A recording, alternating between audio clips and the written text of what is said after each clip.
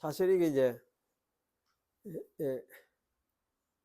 이 생명이라는 게 이제 아까 육체적인 생명하고 앞부분에서는 영적인 생명, 정상적인 생명 이런 이제 이야기를 했었는데, 이 정상적인 생명이라는 이 말은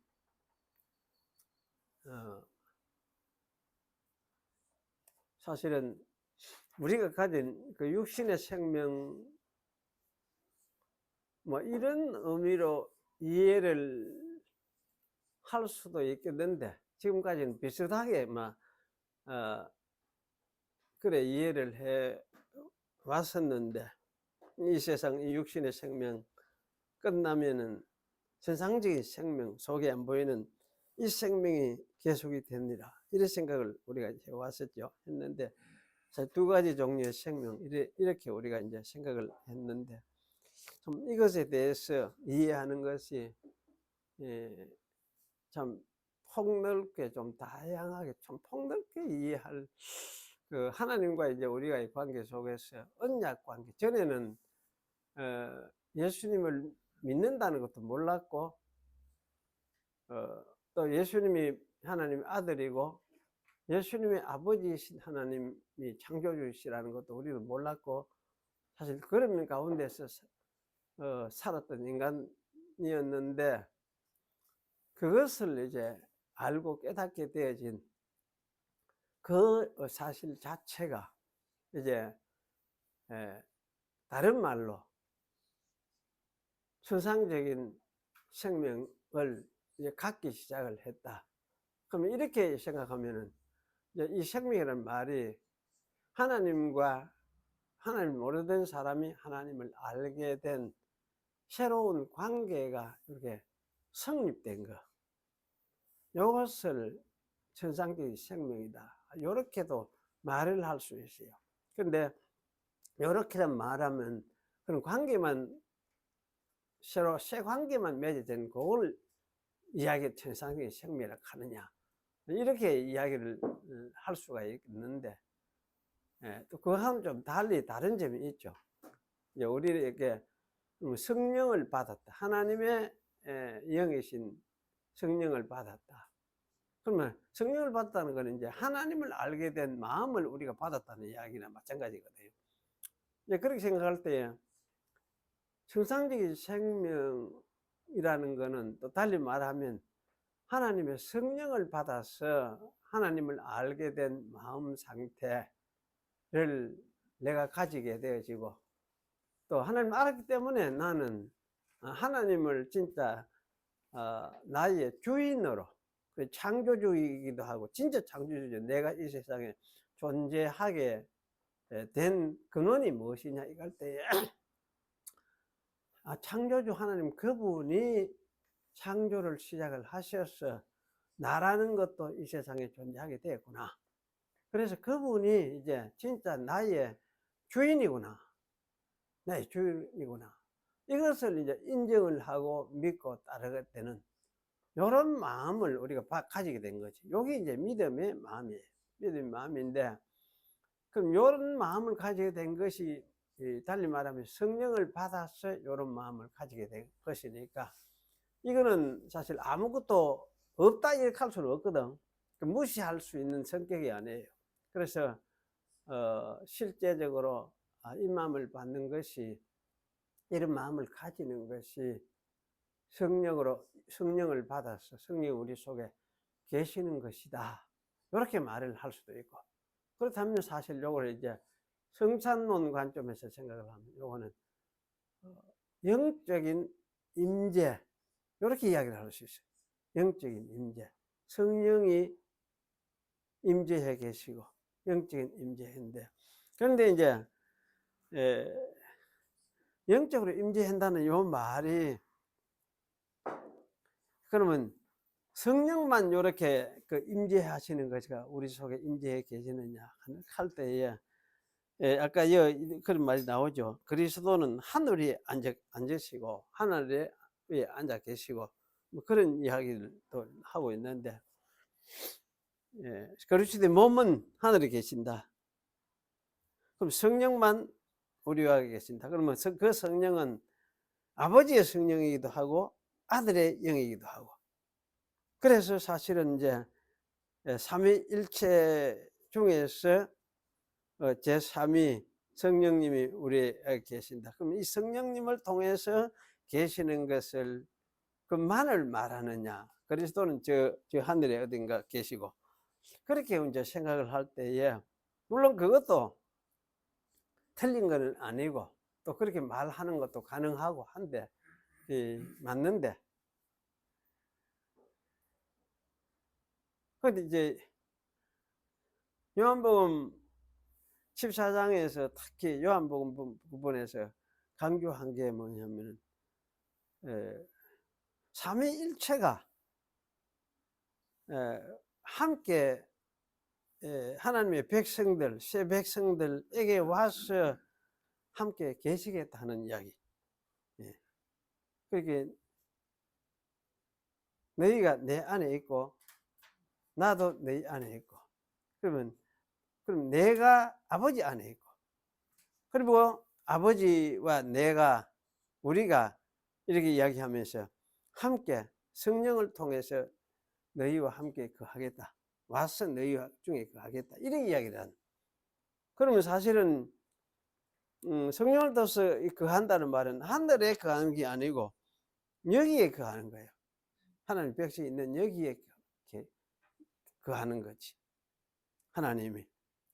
그래서 사실 이제 이런 관계 전체가 이루어진 이 상태를 뭐라 하느냐 하면 하나님의 나라, 이렇게 이야기를 할 수 있고, 그래서 교회를 하나님의 나라, 이렇게 이야기를 하는 거지. 그래서 사실은 이제 하나님과 예수님이 하늘나라의 보좌에 어디 앉아 계신다, 이렇게 말하는 것도 성경이 이제 틀린 말은 아니지만은 그 말을 어떻게 이해해야 되느냐 할 때에 더 이제 포괄적으로 이렇게 더 넓게 제가 말하는 것처럼 이렇게 관계 속에서 이해를 하는 것이 더 아마 충만하게 이해한다, 아마 이렇게 이야기를 할 수 있을 것 같아요.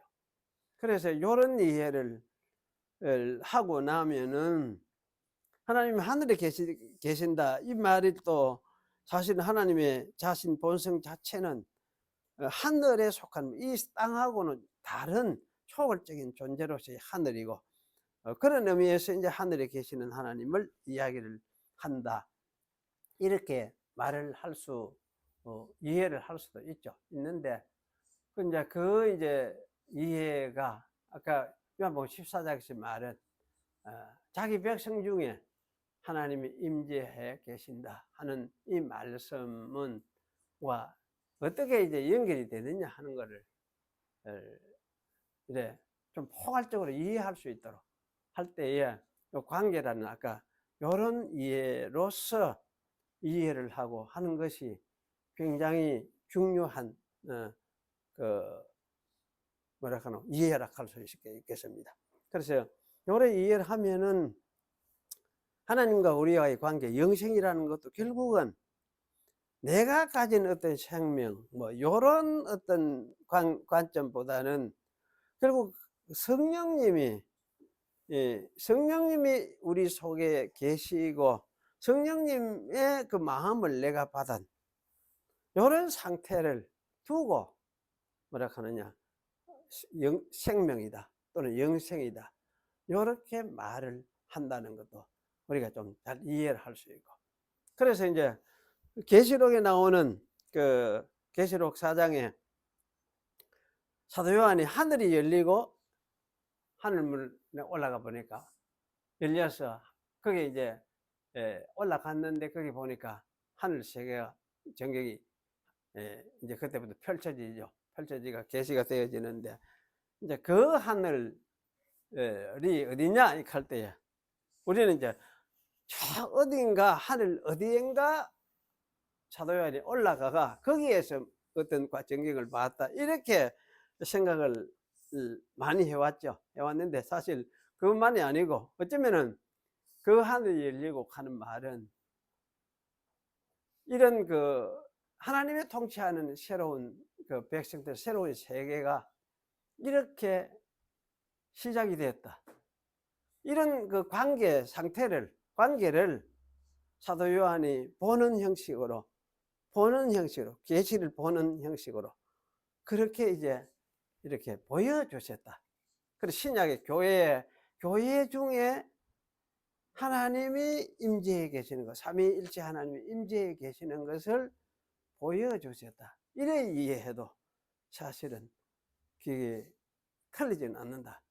그런 생각이 들어요. 그래서 이런 말들이 이제 한국교회에서 자칫 한국교회는 아주 너무 한 면만 이렇게 이해를 하고 있기 때문에 이래 이야기하면은 뭐라 할지도 모르겠는데 참 이 이해를 좀 더 폭넓게 성경이 말하는 이해를 폭넓게 이렇게 좀 이해를 했으면 좋겠다.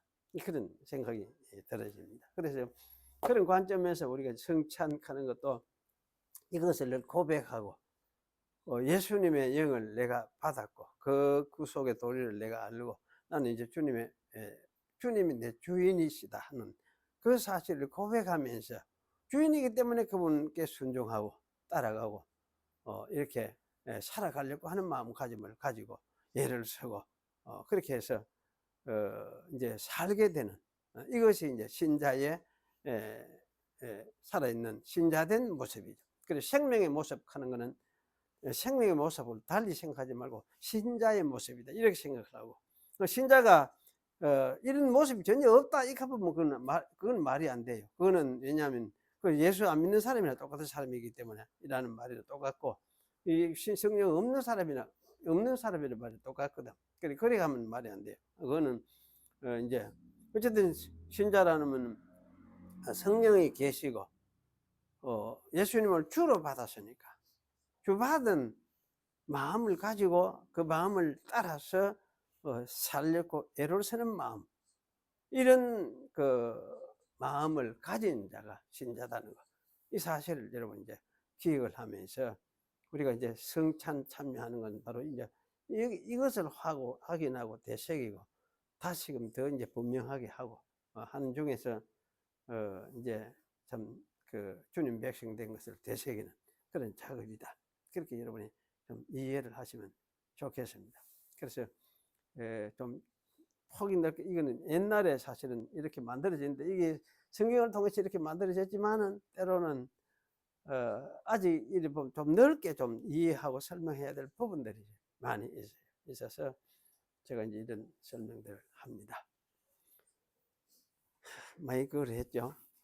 오늘은 다니엘서 다시 보겠습니다. 다음 주부터는 성경 읽기도 하겠습니다. 예레미야서 들어가서 읽어야 돼요. 오늘 다니엘서 10장 보겠습니다. 10절부터 읽겠습니다. 10절부터. 한 손이 있어 나를 어루만지기로 내가 떨더니 그가 내 무릎과 손바닥이 땅에 닿게 일으키고 내게 이르되 은총을 크게 받은 사람 다니엘아, 내가 네게 이르는 말을 깨닫고 일어서라. 내가 네게 보내심을 받았느니라. 그가 내게 이 말을 한 후에 내가 떨며 일어서매 그가 내게 이르되 다니엘아, 두려워하지 말라. 네가 깨달으려 하여 네 하나님 앞에 스스로 겸비케 하기로 결심하던 첫날부터 네 말이 들으신 바 되었으므로 내가 네 말로 인하여 왔느니라. 그런데 바사 국군이 21일 동안 나를 막았으므로 내가 거기 바사국 왕들과 함께 머물러 있더니 군장 중 하나 미가엘이 와서 나를 도와주므로 이제 내가 말일에 네 백성에 당할 일을 네게 깨닫게 하려 왔노라. 대저 이 이상은 오래 후의 일이니라. 그가 이런 말로 내게 이를 때에 내가 곧 얼굴을 땅에 향하고 벙벙하였더니 인자와 같은 이가 있어 내 입술을 만진지라. 내가 곧 입을 열어 내 앞에 섰는 자에게 말하여 가로되 내 주여, 이 이상을 인하여 근심이 내게 더하므로 내가 힘이 없어졌나이다. 내 몸에 힘이 없어졌고 호흡이 남지 아니하였사오니 내 주의 이 종이 어찌 능히 내 주로 더불어 말씀할 수 있으리까. 또 사람의 모양 같은 것 하나가 나를 만지며 나로 강건케 하여 가로되 은총을 크게 받은 사람이여 두려워하지 말라. 평안하라. 강건하라. 강건하라. 그가 이같이 내게 말하며 내가 곧 힘이 났어 가로되 내 주께서 나로 힘이 나게 하셨사오니 말씀하옵소서. 그가 이르되 내가 어찌하여 네게 나온 것을 네가 아느냐. 이제 내가 돌아가서 바사군과 사울이니와 내가 나간 후에는 헬라군이 이를 것이라. 오직 내가 먼저 진리의 글에 기록된 것으로 네게 보이리라. 나를 도와서 그들을 대적하는 자는 너희 군 미가엘 뿐이니라. 예, 거기까지 읽었습니다.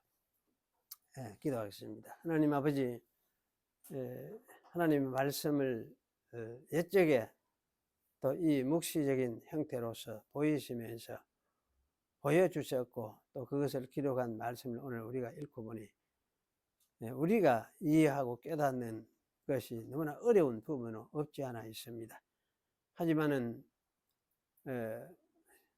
예수님을 통해서 구속하신 구속사역을 생각을 하고 또 그 연장선상에서 하나님의 계시하신 역사들을 생각하면서 또 이 말씀을 읽으며 이 말씀을 읽고 깨닫는 걸 통해서 우리가 더욱 확신하는 자리에 이르기를 원하며 하나님의 계시와 구속사역이 얼마나 확고했던 것인가를 다시금 되새기고 깨닫고자 하오니 이 시간도 오셔서 저희를 인도하시고 가르쳐 주시고 깨닫게 하여 주시고 믿음으로 또한 잘 깨달을 수 있도록 우리의 마음을 눈을 열어 주시옵소서.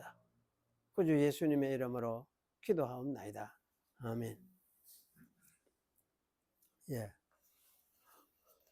이 순서를 여러분 다시 잘 기억을 해 보십시오.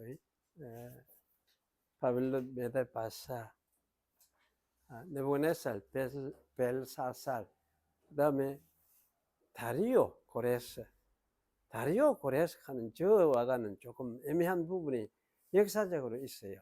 이제 왜 그러냐 하면은 고레스가 다리오보다 앞에 와야 될 것 같기도 하다는 생각이 들어요. 왜냐면 고레스가 사실은 이 바벨론을 정복을 하고 그렇게 하면서 다리오는 바벨론 지역에 고레스는 그러니 전체 메데바사 전체의 왕으로 있었고 이 다리오는 그 분봉왕식으로 이제 그 바벨론 지역에만 왕노릇한 왕으로 있었다. 아마 그렇게 역사적으로는 이해를 하는 게 옳을 것 같아요. 그래서 이제 고레스 속에 다리오를 포함시켜 이해를 할 수가 있을 것 같은데 그래서 우리 이제 다니엘서는 어쨌든 다리오를 좀 앞세워 놓은 것 같아. 앞세워 놓고 고레스를 그 다음에 이래 해놨고 계시를 보면은 그래서 어쨌든 10장, 11장, 12장은 고레스 시대, 고레스 때의 계시인 것은 틀림없는 것 같고 오늘 이제 우리 고레스 때의 계시를 읽을 셈이거든요. 셈이니까. 근데 그래 이제 다니엘서가 이렇게 말한 거는 제가 생각하기에는 이유가 있는 것 같아요. 왜 이렇게 했느냐 할 때에 아마 고레스 때에 주어졌던 저 계시가 다니엘서가 말하는 계시에 아마 가장 그 종국적인 마지막 계시를 그 결론적인 어떤 계시로 이해를 했기 때문에 이렇게 고레스 계시를 좀 뒤쪽으로 이렇게 한 게 아니냐. 그래서 12장까지 보면은 12장은 완전히 종국적인 마지막을 이야기를 하고 마지막 때 일어날 일을 이야기를 하고 자세히 이야기하려고 하고 있거든. 그래서 아마 그런 것 같다. 그래서 고레스가 역사적으로는 좀 다리오보다 앞에 두어야 되지만은 다니엘은 의도적으로 그 고레스를 뒤로 이렇게 고레스 시대 계시를 뒤쪽으로 편집해가 마지막 아마 다니엘서의 결론으로 맺으려고 이렇게 한 것 같다. 그런 이제 생각을 저는 이제 하게 됩니다.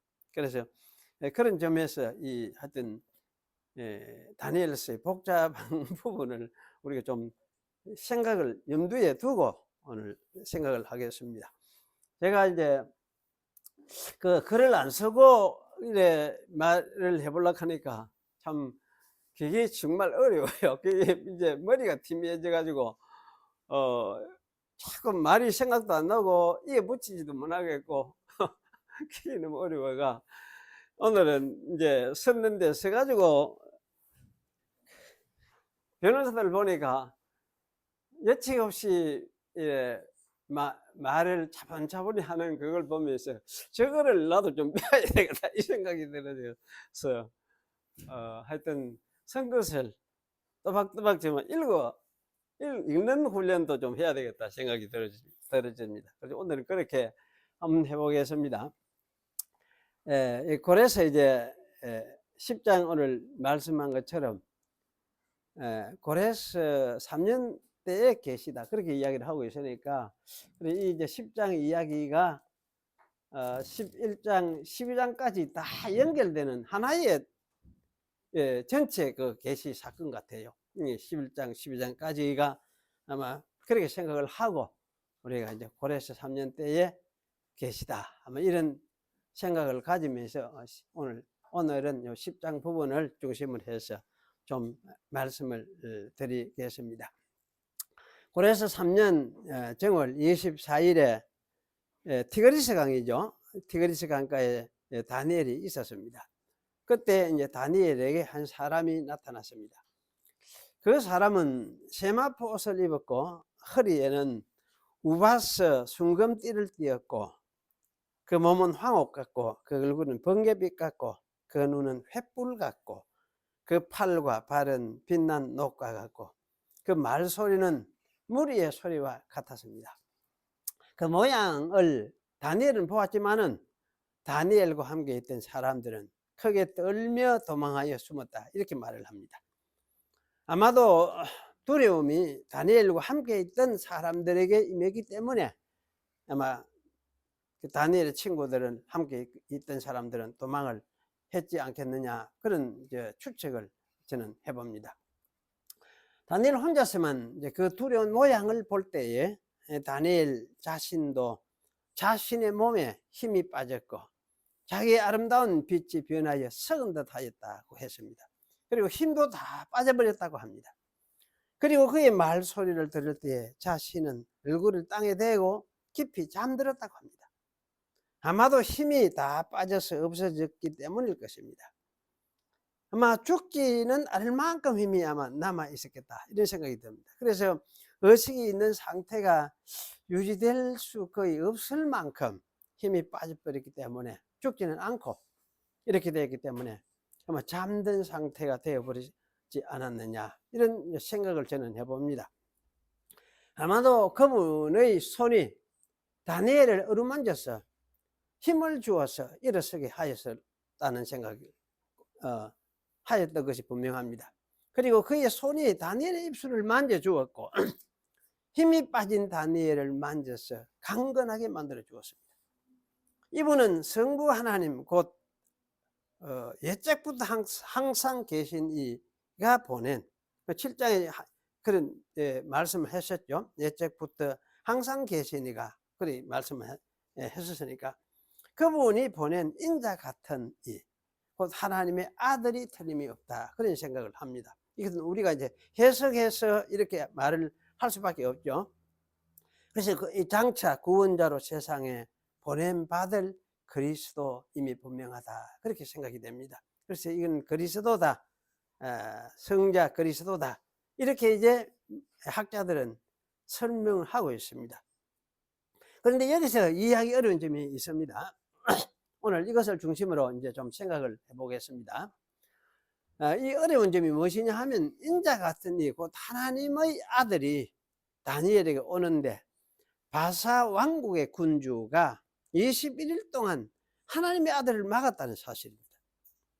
이 막았다는 이 말은 21일 동안 하나님의 아들 앞에 바사의 군주가 서 있었다, 이렇게 히브리 본문은 표현을 하고 있어요. 21일 동안 바사 왕국의 군주가 하나님의 아들 앞에 서 있었다는 것은 막고 대적하고 있었다는 뜻으로 이해됩니다. 이 군주는 바사를 지배하는 악한 영이라고 할 수 있습니다. 때문에 인자 같은 이는 대군주들 천사장들 중에 하나인 미가엘의 도움으로 다니엘에게 오게 되었다고 말하고 있습니다. 그리고 인자 같은 이는 바사의 왕들 곁에서 머물러 있었다고 합니다. 여기서 우리는 어려운 점이 부딪힙니다. 대체 하나님의 아들 인자 같은 이가 바사국의 군주, 곧 바사국을 지배하는 악한 영적인 존재가 막고 서 있었기 때문에 오지 못했다는 것, 이게 참 무슨 말인가. 그리고 또 하나님의 아들이 바사국 왕들 곁에서 머물러 있었다는 것은 무엇을 뜻하는가? 뭐 그런 수도 있는가? 하나님의 아들도 이러한 악한 영들에 의해서 방해를 받을 수 있다는 말인가? 이런 점들이 우리가 참 이해하기 상당히 어려운 점입니다. 그래서 이것에 대해서 저는 한번 생각을 하면서 답을 좀 찾아봐야겠다, 이런 생각을 했었는데요. 그래, 이 박윤선 목사님은 이것을 어떻게 이제 설명했느냐 하면, 사마리아 사람들이 바사왕 아닥사스다에게 상소를 올려가지고 돌아온 유대인들이 예루살렘 성전 재건하는 것을 하지 못하도록 방해했던 사실을 의미한다, 이렇게 설명을 했습니다. 그리고 이 설명을 생각해 볼 때 이것도 어느 정도 좀 타당성이 있을 수는 있겠다 하는 생각이 좀 들었습니다. 하지만은 과연 그럴지 모르겠다는 생각이 들었습니다. 하지만 저는 이제 이런 생각을 여기 해봤습니다. 우선 이 다니엘에게 알게 하려고 했던 인자, 곧 하나님의 아들이 다스리는 나라가 어떤 과정을 거쳐서 임할 것인지를 가르치는 그런 계시적인 맥락 속에서 이 본문이 놓여 있다는 것을 우리가 먼저 이해하고 이걸 좀 생각할 필요가 있다는 생각이 들어집니다. 그래서 이 계시사적인 맥락을 정확히 이해하면은 여기에 대한 해답도 여기서 나올 것 같다는 생각이 들어요.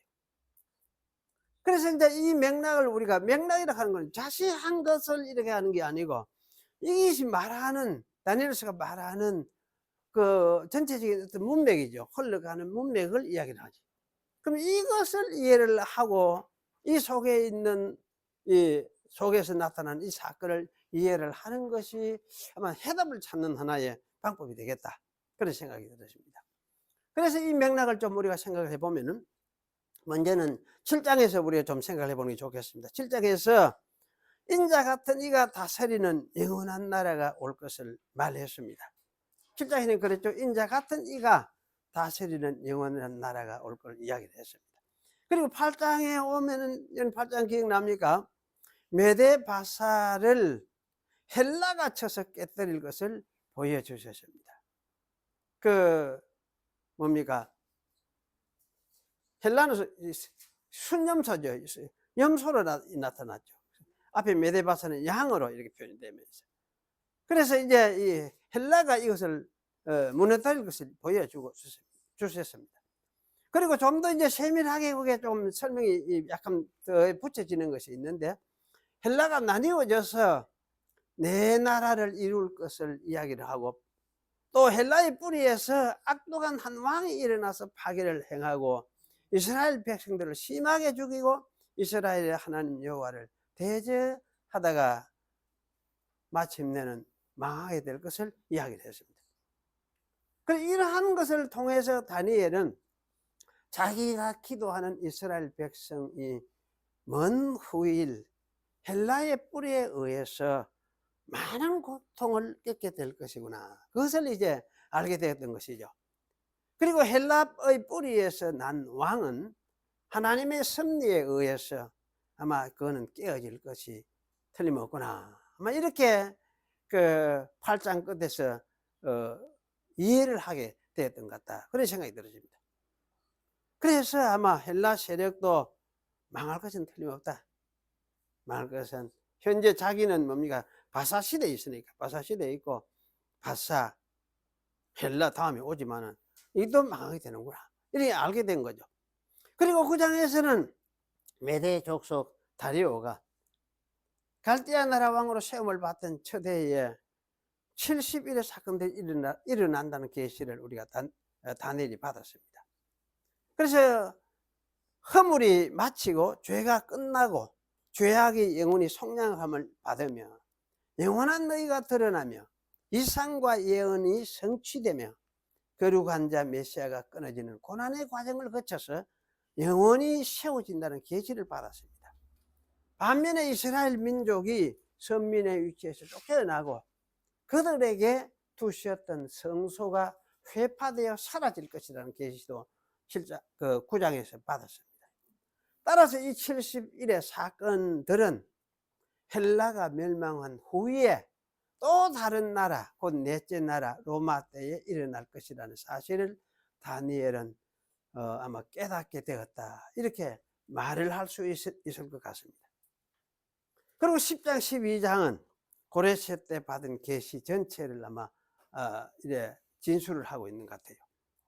그래서 10장은 바사가 망할 것을 말씀했고 11장은 헬라의 알렉산더 등장.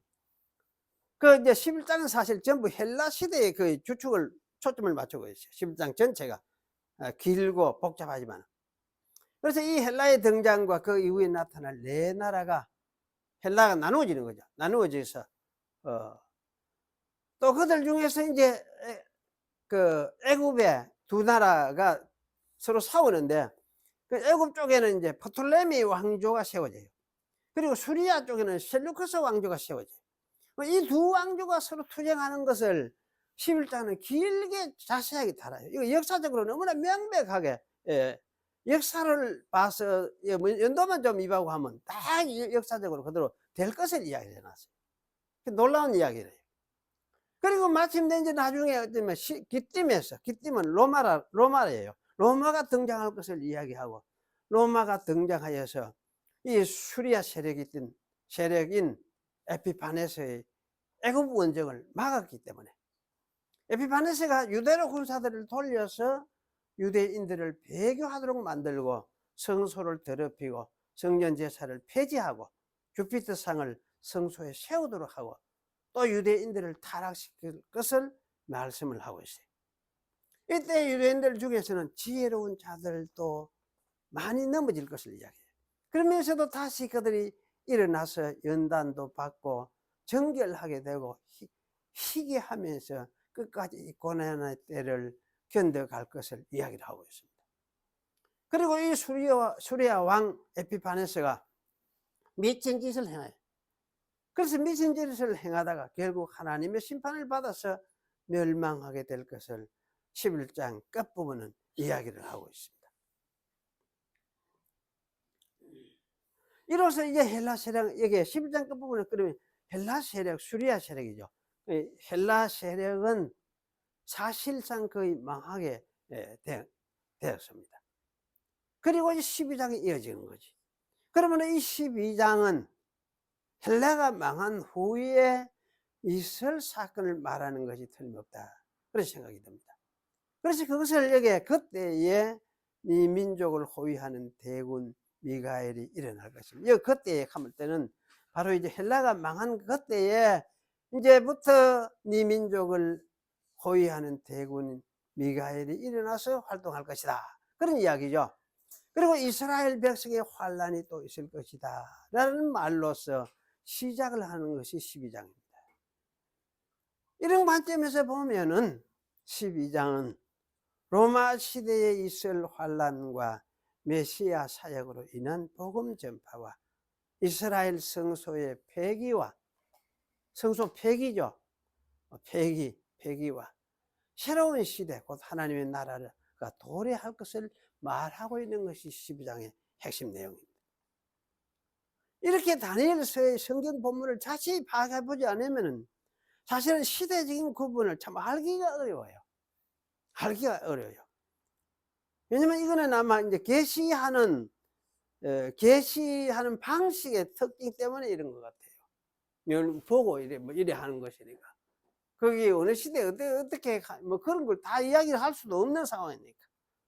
그래서 참 이 어려운 점이 이런 면에서 어렵습니다.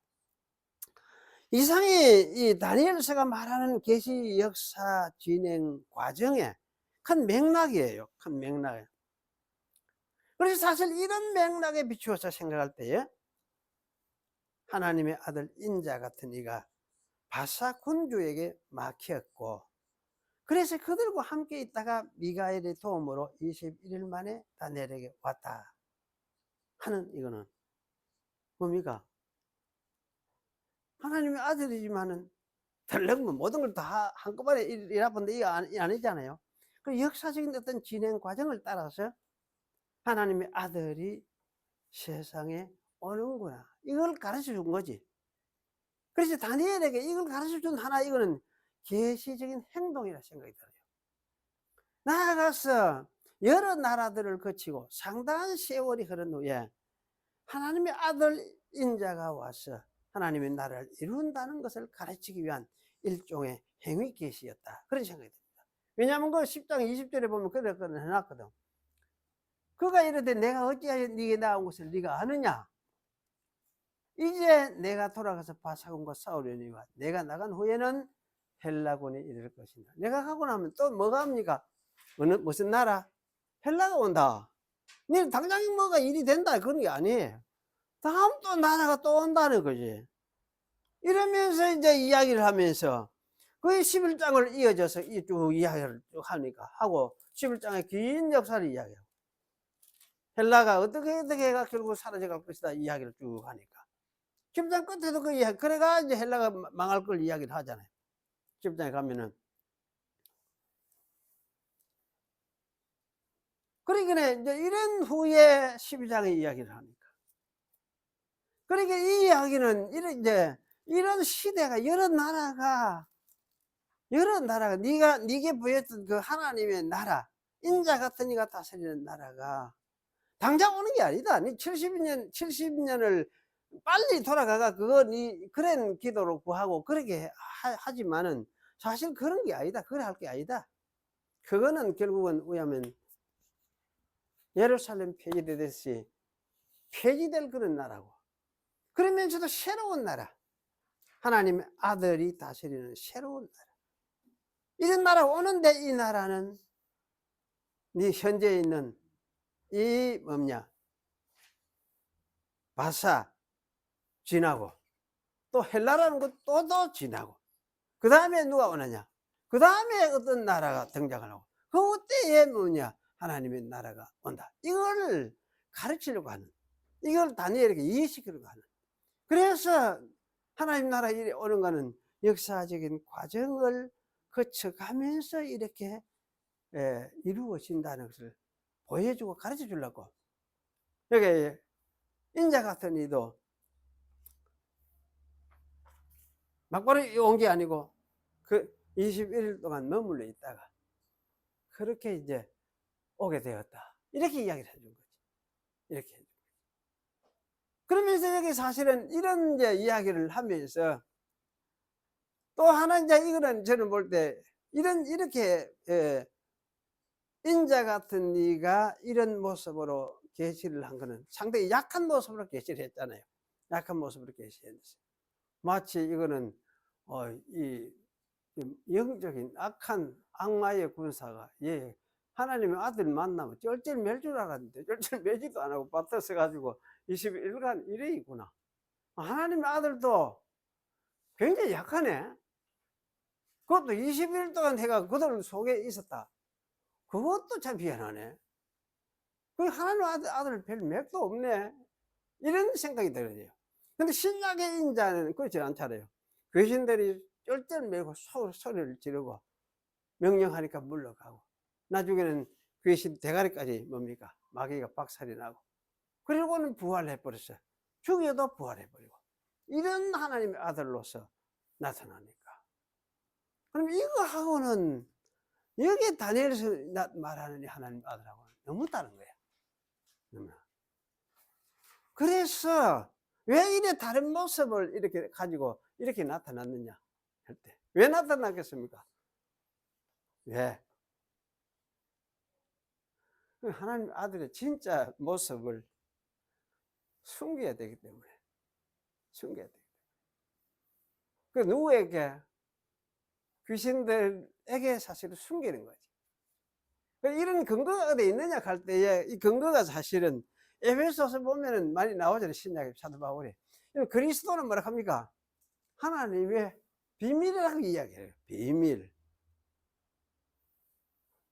그럼 하나님의 비밀이라는 그 이제 말을 어떤 의미에서 하느냐를 이렇게 잘 살펴 읽어보면은, 우선 그리스도를 통해서 복음 전파를 통해서 이방인까지도 하나님의 나라에 들어오게 된 것을 비밀이라고 말하고 있어요. 비밀이라고 말하고 있어요.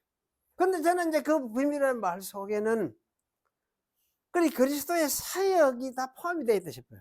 그리스도의 사역이 사람이 돼서 가지고 태어나는 거는 당연하지만은, 특별히 뭘 비밀이라고 하느냐 하면, 이 연약한, 약한 모습, 사람들이 핍박에는 핍박받고 죽이니까 죽이고 하는 이 약함 속에서 사실은 이제 하나님의 강함이 드러나게 될 것인데,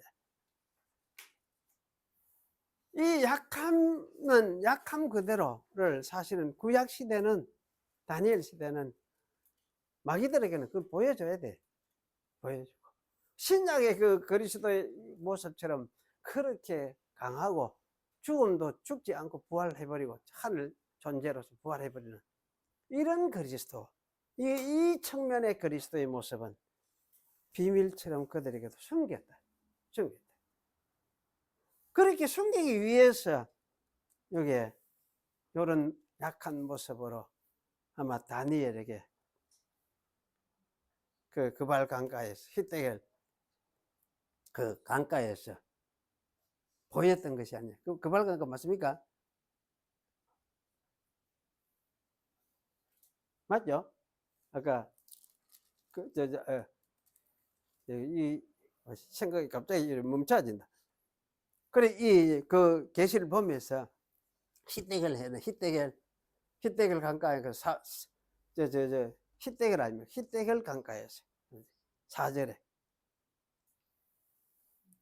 보여준 거지. 그래, 약하고 하나님 아들 별 것 없네. 그 하나의 천사에, 큰 천사에 불과하네. 마귀의 대장한테도 이래 막혀서 별로 맥을 못 쳐네. 요런 것을 보여줬는데, 요렇게 한 거는, 요거는 뭐 신약에 나타난 하나님의 아들 그리스도 모습, 이런 모습을 사실은 숨기려고. 그래서 비밀로서 나타나는 그리스도, 역사한 일을 한 그리스도, 이것을 보여주기 위해서 이런 모습을 하고 나타났겠다. 저는 이제 그런 생각을 해봐요. 왜 이러냐면, 이제 신약하고 구약하고를 서로 대조해서 생각해 볼 때, 이런 차이점을 가지고 또 성경을 이해하는 것, 이거 중요한 그 방식이거든. 방식인데, 사실 이런 차이점을 가지고 이렇게 생각을 해볼 때에, 아마 이거는 비밀로서, 그리스도의 비밀을 이때는 드러내지 않아야 되기 때문에 아마 이런 약한 모습으로 나타났었겠다, 그런 생각을 하게 됩니다. 오늘 이렇게 여러분이 정리를 하고 좀 생각을 해보시면서, 다음 주일에는 이제 11장은 넘어가고 12장에 와서 좀 자세히 살펴보는 거로 그렇게 하겠습니다. 11장은 너무 복잡하니까 대충 제가 훑어 넘어가겠습니다. 기도하겠습니다. 거룩하신 하나님, 은혜를 감사합니다. 오늘도 우리가 참 어렵고 이해하기 힘든 부분에 대해서 성경 말씀 속에 들어있는 이 사실을 가지고 함께 생각을 했습니다. 우리가 성경을 통해서 하나님을 알고 하나님의 계시를 이해하고 그 계시를 통해서 참 하나님이 어떤 분이신가를 알고 또 하나님의 나라가 무엇인가를 알고 그것을 이루신 하나님의 아들이 어떤 분이신가를 알게 되는데 이 성경 말씀이 이것을 가르쳐 줄 때 우리도 또 바르게 또 잘 이해하기를 원하오니 주님께서 오셔서 저희들로 하여금 이 성경을 통해서 계시된 계시들을 바르게 잘 깨달을 수 있도록 해주셔서 저희의 믿음이 이 성경의 계시 위에 틀을 세우고 뿌리를 내리고 자라서 그야말로 튼튼하게 흔들리지 아니하는 그러한 믿음을 가지고 하나님의 백성으로 살아갈 수 있는 그런 저희들이 될 수 있도록 하나님께서 축복해 주시옵소서. 예수님의 이름으로 기도하옵나이다. 아멘. 예.